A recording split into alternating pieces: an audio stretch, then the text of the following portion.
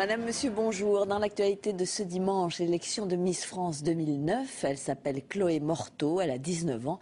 Elle a été élue hier soir en direct sur TF1 parmi 36 candidates lors d'une grande soirée au Puy du Fou. C'est la première fois que Miss Albigeois Midi-Pyrénées est récompensée. Michel Izard et Alassane Federowski l'ont suivi.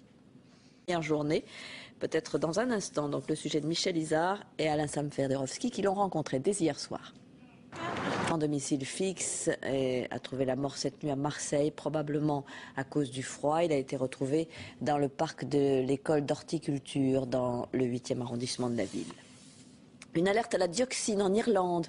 Tous les produits à base de porc ont été rappelés. La substance toxique a été découverte dans la viande. Les autorités recommandent de ne pas en consommer par précaution. La France, comme le Royaume-Uni, importe galopante, effondrement de l'activité. Les autorités et l'opposition ne parviennent pas à se mettre d'accord et le pouvoir est paralysé. Le choléra a déjà fait près de 600 morts et gagne les pays. Ville s'embrase depuis quelques jours après la mort d'un adolescent tué par un policier lors d'incidents à Athènes. Des manifestations ont eu lieu encore dans la nuit et les affrontements se poursuivaient ce manifestation auprès de la France après la rencontre hier entre Nicolas Sarkozy et le Dalai Lama. C'était en Pologne à l'occasion du 25e anniversaire de la remise du prix Nobel de la paix à Lech Walesa.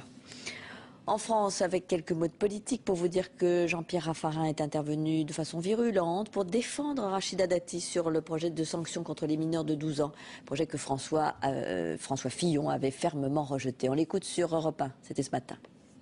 Le manque de lumière rend moins supportable la surcharge de travail au bureau et à la maison. Fatigue, stress, ils sont de plus en plus nombreux à en souffrir, notamment en cette période. Alors comment y remédier? Quelques conseils avec Amel Arfaoui et Mélanie Gallard.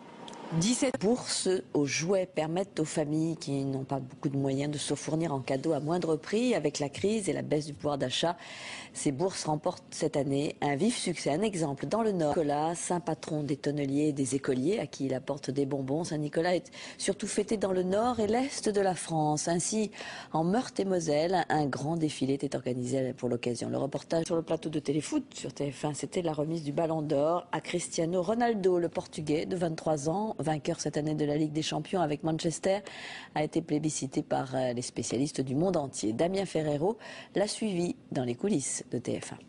Au Casino de Paris et en tournée, le spectacle musical Le Soldat Rose est de retour à Paris au Palais des Congrès depuis hier soir.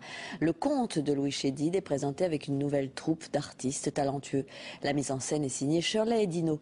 Claire Auberger et Sabrine Kasbaoui ont assisté au spectacle. Je connais. Football, la 17e journée de Ligue 1 avec la défaite du leader Lyon hier soir à Nantes, 2-1. Marseille, vainqueur de Nice sur le même score, remonte à la 2e place. Yanovine. C'est au Palais des Congrès. C'est la fin de ce journal. Dans un instant, la méthode de Catherine Laborde. Et puis un peu avant 19h, le magazine 7 à 8, présenté par Harry Roselmack. Je vous retrouverai juste après, à 20h. Bon après-midi. À tout à l'heure.